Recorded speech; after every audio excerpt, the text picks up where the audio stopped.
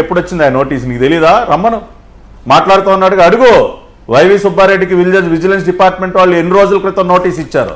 నిన్నగాక మొన్న మాట్లాడటం కాదు. దీనిపైన చర్యలకు ఎప్పుడో ఉపక్రమించింది. ఇమ్మీడియట్గా ఒక ఎక్స్పర్ట్ కమిటీని నియమించి తక్షణమే మొత్తం ఈ వ్యవహారం మొత్తం అంతా కూడా స్టడీ చేసి మళ్ళీ కొత్త సప్లయర్ ఎంపిక ప్రక్రియని ప్రారంభించి ఆ ఏఆర్ ఫుడ్స్కి ఉన్న స్టాక్ అంతా కూడా బయటికి పంపేసి మొత్తం సీల్ చేసి ఈ రోజున నందిని వాళ్ళు తిరిగి సప్లై చేస్తూ ఉన్నారు. ఆగస్టు నెల నుంచే నందిని వాళ్ళు తిరిగి టీటీడీకి నెయ్యి సప్లై చేస్తూ ఉన్నారయా. ఇవన్నీ వాస్తవాలు కాదా? అంటే మేమేం చర్యలు తీసుకోకుండా ఇవన్నీ జరిగిపోయినాయా? కాబట్టి ఈ యానిమల్ ఫ్యాట్స్తో కలుషితం అయింది నెయ్యి అని తెలిసిన మరుసటి రోజు నుంచే చర్యలకు ఉపక్రమించింది.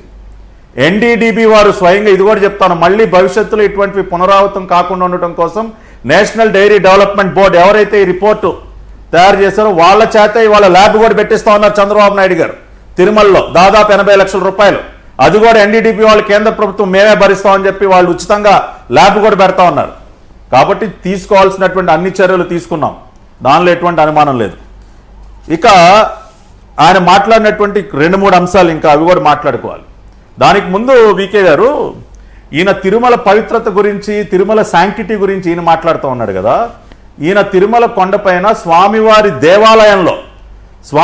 దేవాలయం లోపల ఈయన ఏం చేశాడో ఒక చిన్న వీడియో ఇప్పుడే పంపించాను, ప్లే చేస్తే అర్థమవుతుంది. ఒకసారి చూపించాలి.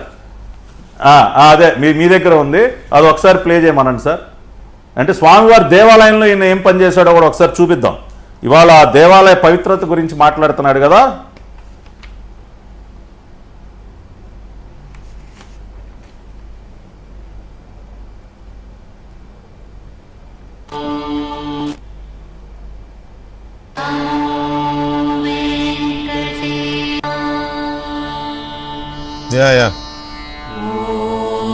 చెప్పండి. స్వామివారి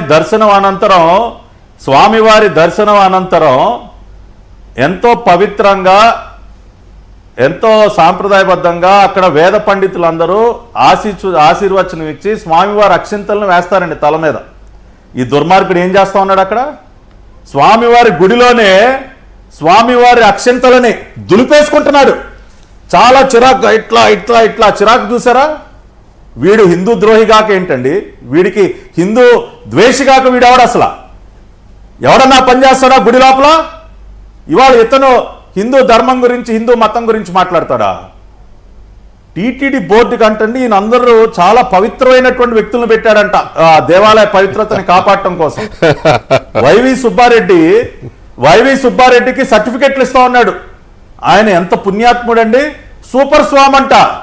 మీరు ఎప్పుడైనా విన్నారా? గురుస్వామి తెలియక సూపర్ స్వామి సూపర్ అంటే మనోడికి